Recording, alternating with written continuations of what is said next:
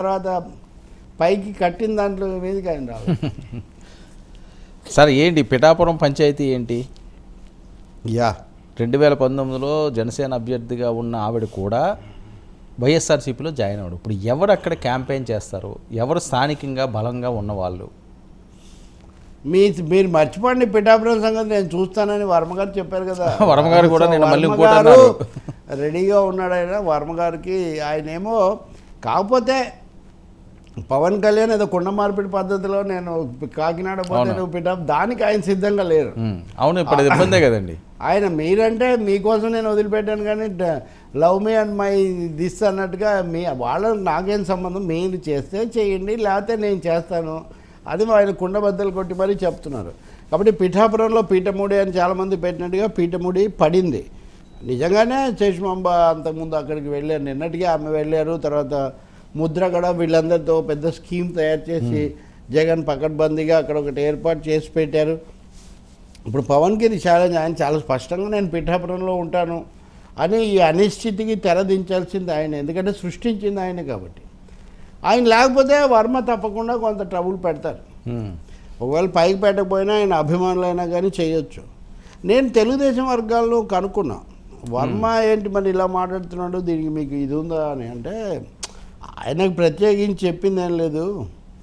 ఆయన కొంచెం ఎక్కువగా హడావుడి చేస్తే రేపు ఉత్తరాన ఏదన్నా ఛాన్స్ ఉండాలి, కన్సిడరేషన్లో ఉండాలని చేస్తున్నారు తప్ప పార్టీగా మేమేమో ఆయన మాట్లాడమనలేదు.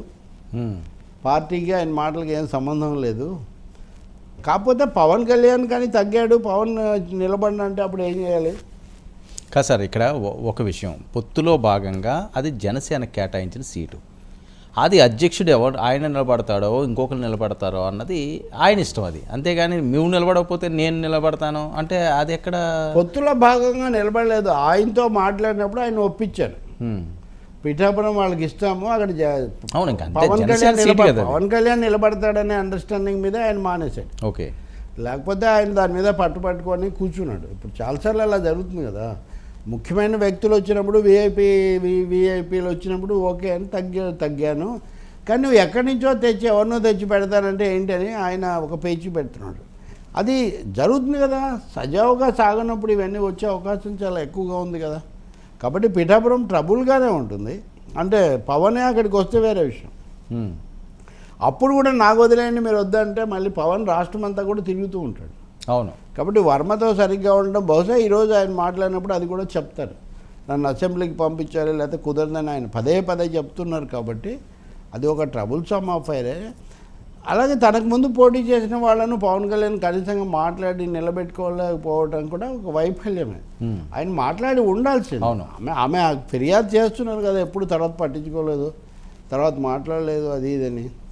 మరి భీమవరంలో అదే నేను నిన్న అన్నది మీద, భీమవరంలో మీరు పాత తెలుగుదేశం అభ్యర్థికి అంత ఇంపార్టెన్స్ ఇచ్చి చేర్చుకున్న వాళ్ళు, మీరు పోటీ చేసిన చోట ఇదివరకు చేసిన మీ పార్టీ అభ్యర్థిని మీరు మాట్లాడకపోతే ఎట్లా అండి? ఇవన్నీ ఆర్గనైజేషనల్ మ్యాటర్స్ అండి. లేదంటే ఆమెకు అంత ఇంపార్టెన్స్ ఇవ్వదలుచుకోలేదా మనకు తెలియదు, మీరు ఇచ్చినా ఇవ్వకపోయినా. వర్మ అది కూడా చెప్తున్నాడు, ఏది ఇదేదో కాపులు అంత కాపు సీట్ అని. అంటే మరి అలా అయితే వంగా గీత గెలిచినప్పుడు కూడా ఆమెకు 1000 ఓట్లే ఎందుకు మెజారిటీ వచ్చింది? 60,000 70,000 రావాలి కదా. అంతా నాకు కూడా అందరు వేస్తారు. పిఠాపురం ఏదో న్యాచురల్గా కాపు సీటు కాబట్టి జనసేన అనే వాదన సరికాదు. With due regard for Pavan Kalyan I have withdrawn from scene. Okay, if Pavan is not there I will come. అదో తలనొప్పి ఉంటుంది, మాట్లాడుకోవాల్సి వస్తుంది.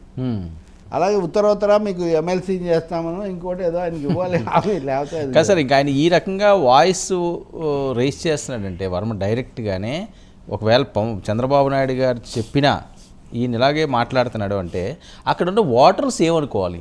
ఈ సిచ్యువేషన్ వాళ్ళు ఎలా తీసుకుంటారు? అది కదా ముఖ్యం. అంటే ఇది మీరు అందుకనేనండి డైరెక్టర్ కథా స్క్రీన్ ప్లే దర్శకత్వం చాలా పకడ్బందీగా ఉండాలి.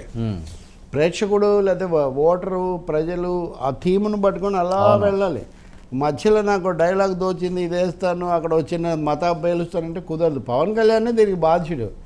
నేను మళ్ళీ అక్కడ ఆయన ఎవరు, ఆ శ్రీనివాస్ అని ఆయన ఉదయ్ శ్రీనివాస్ ఉదయ్ ఆయన్ని తీసుకొని వచ్చి ఆయన అక్కడ నిలబడతాడు, ఆయన లేకపోతే ఇక్కడికి వస్తాడు, నేను అక్కడికి వెళ్తాను.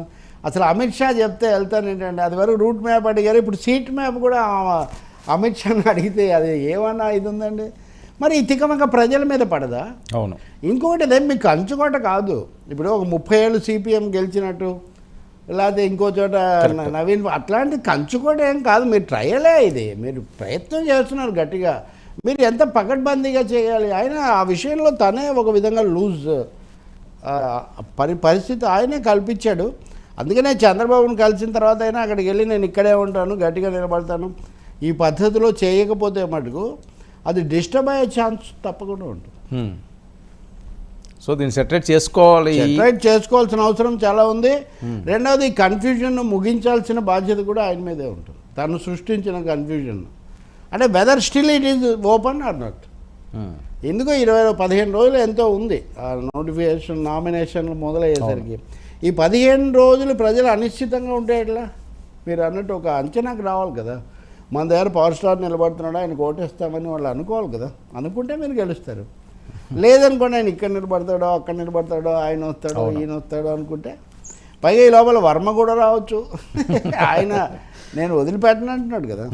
పైగా ఆయనకి ఇదివరకు ఇండిపెండెంట్గా గెలిచిన అది కూడా గుర్తుపెట్టుకోండి. అవును. ఇప్పుడు కొంతమంది ఉన్నారు, జూపాల కృష్ణారావు ఉన్నాడు, ఆయన తెలంగాణలో మహబూబ్నగర్ జిల్లాలో ఆయన ఇండిపెండెంట్గా గెలిచాడు. కుదరపోతే ఇండిపెండెంట్ అంటాడు. చాలామంది గద్దె రామ్మోహన్ ఇండిపెండెంట్గా గెలిచాడు. చాలామంది ప్రముఖంగా ఇప్పుడు ఉన్న నాయకులు, నాగం జనార్దన్ రెడ్డి ఇండిపెండెంట్గా గెలిచాడు.